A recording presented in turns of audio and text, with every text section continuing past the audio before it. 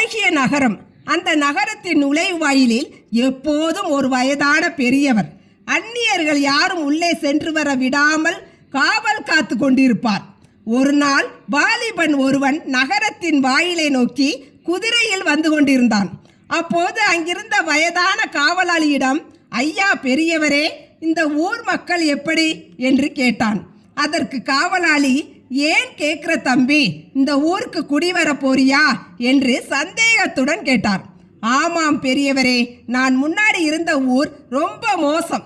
எதுக்கடுத்தாலும் சண்டைக்கு வருவாங்க. ஒருத்தரை பற்றி ஒருத்தர் தப்பா பேசிக்கிட்டும் திட்டிக்கிட்டும் எப்படா அந்த ஊரை விட்டு வருவோம்னு இருந்தது. அதான் கேட்டேன், இந்த ஊர் எப்படி என்று கேட்டான். நீ வேற தம்பி, இந்த ஊர் உன்னுடைய ஊரை விட ரொம்ப மோசம். போட்டி பொறாமை சண்டை கலவரம்னு ஏதாவது ஒரு பிரச்சனை இருந்துகிட்டே இருக்கும். நீ ஏன் நிம்மதியை தேடி வர? உனக்கு இந்த ஊர் சரிப்படாது தம்பி, உனக்கு செட் ஆகாது என்று கூறி அந்த வாலிபனை வெளியே வழி அனுப்பி வைத்தார் அந்த பெரியவர். சிறிது நேரம் கழித்து அந்த வழியாக வந்த வேற ஒரு ஆள் காவலாளியிடம் அதே கேள்வியை கேட்டான். ஐயா, இந்த ஊரில் தங்கி வியாபாரம் பண்ணலாம்னு இருக்கேன், இந்த ஊர் மக்கள் எப்படி என்று கேட்டார்.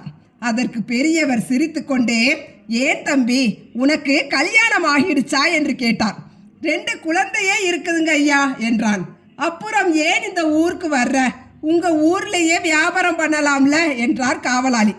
எங்க ஊர் மாதிரி வராதுங்க, அந்த ஊர் மக்கள் ரொம்ப பாசக்காரங்க. என் குடும்பம் இப்ப வறுமையில் இருக்கு, சம்பாதிக்கத்தான் இந்த ஊருக்கு வந்தேன்.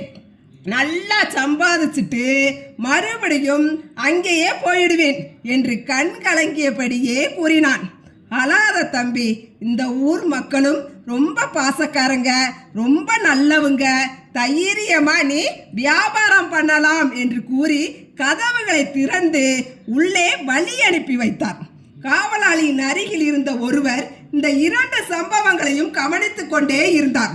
உடனே அவரிடம், முதலில் வந்தவர்கிட்ட இந்த ஊர் பொல்லாததுன்னு சொன்னீங்க, இவர்கிட்ட மட்டும் இந்த ஊர் நல்ல ஊருன்னு சொல்றீங்களே, ஏன் என்று சந்தேகத்துடன் கேட்டார்.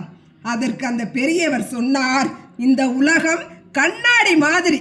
நாம எப்படி இருக்கிறோமோ, நாம எப்படி பார்க்கிறோமோ அப்படித்தான் கண்ணாடி நம்மை காட்டும் என்றார். ஆக எப்படிப்பட்ட சூழ்நிலையும் ஒவ்வொரு மனிதனும் எந்தவித சூழ்நிலையும் எப்படிப்பட்ட சூழ்நிலையும் எப்படி கையாள வேண்டும், எப்படி சமாளித்து வாழ வேண்டும் என்பதை முதலில் கற்றுக்கொள்ள வேண்டும்.